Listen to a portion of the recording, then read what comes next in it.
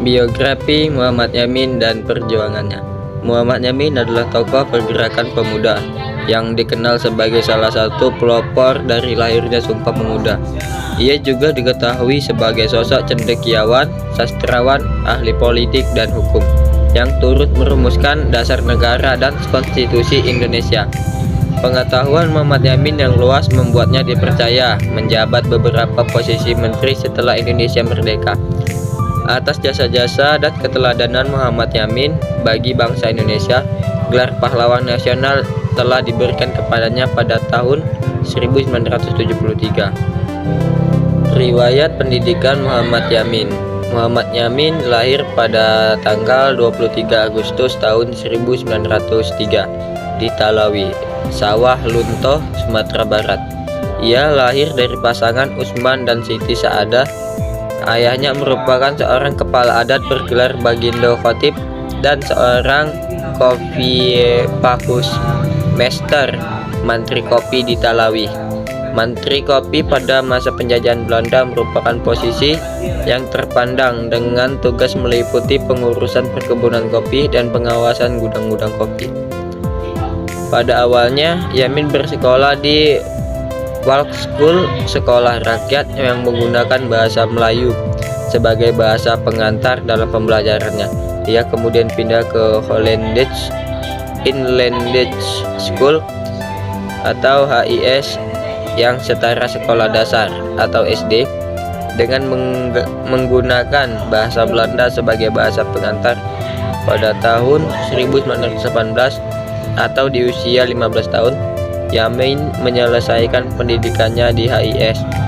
Setelah tamat dari HIS, Yamin dikirim oleh orang tuanya ke Bogor, Jawa Barat, guna melanjutkan pendidikannya di sekolah dokter hewan.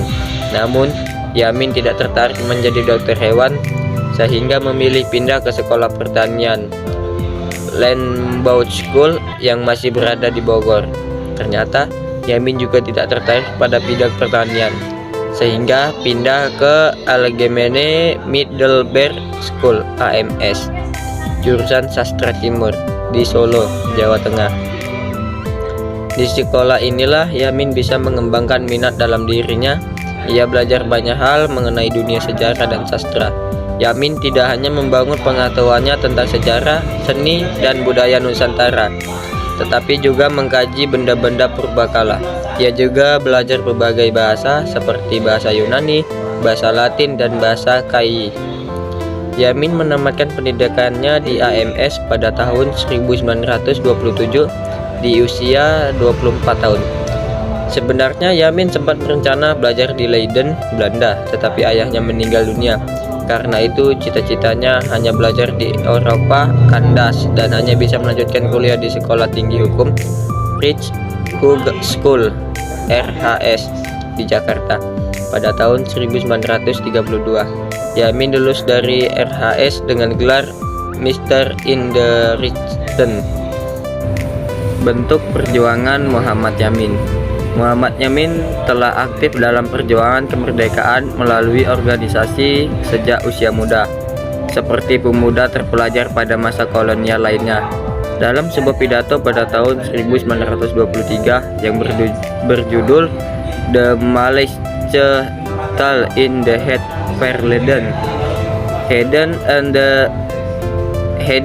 and Toekomst, bahasa Melayu di masa lampau, sekarang dan masa datang.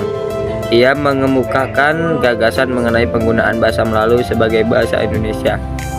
Pada tahun 1926, Muhammad Yamin dipilih sebagai ketua Jong Sumatranen Bond atau JSB dan menjadi ketua terakhir pengurus besar organisasi ini yang melahirkan banyak tokoh pergerakan nasional Indonesia. Pengaruhnya semakin terlihat di kalangan kaum pergerakan nasional, terutama dari peranannya dalam Kongres Pemuda I tahun 1926 dan Kongres Pemuda II pada tahun 1928. Dalam Kongres Pemuda II, Yamin menjadi salah satu pelopor dari lahirnya Ikrar Sumpah Pemuda. Setelah Kongres Pemuda I, Jong Sumatranen Bond ketika masih di bawah kepemimpinan Yamin berubah menjadi Pemuda Sumatera. Pada akhirnya, Pemuda Sumatera bergabung dengan organisasi pemuda lainnya menjadi Organisasi Muda. Menyusul pembentukan Indonesia Muda, Pemuda Sumatera dibubarkan pada 23 Maret tahun 1930.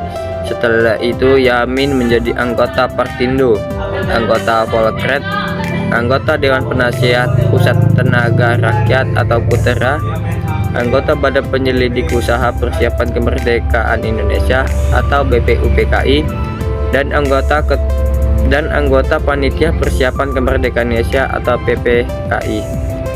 Yamin awalnya berpegang teguh pada asas non-kooperasi, artinya ia memilih untuk bergabung dengan Partindo yang menolak bekerja sama dengan pemerintah Belanda. Sikap tegasnya tercermin saat Kongres 2 Partindo pada 23 April tahun 1933 di Surabaya, Jawa Timur.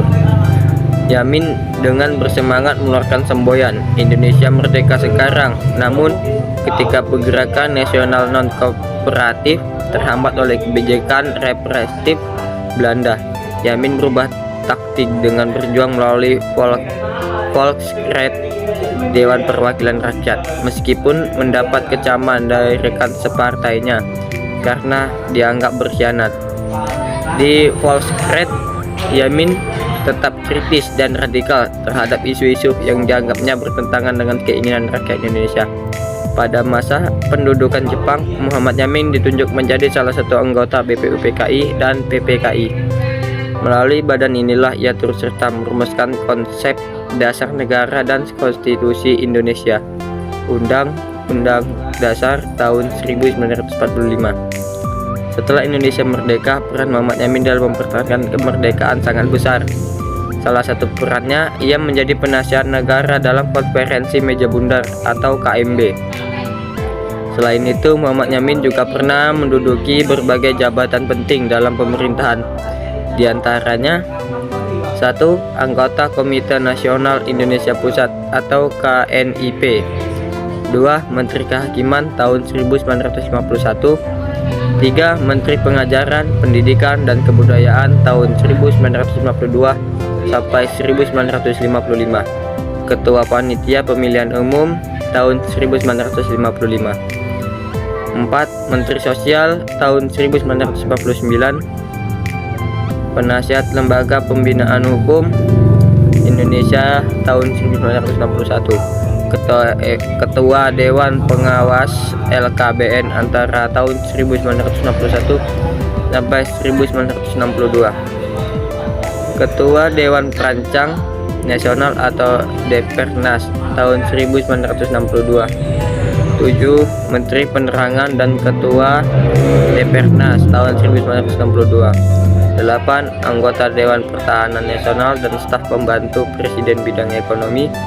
Dan yang ke-9, Ketua Penerangan Tertinggi Pembebasan Irian Barat tahun 1962.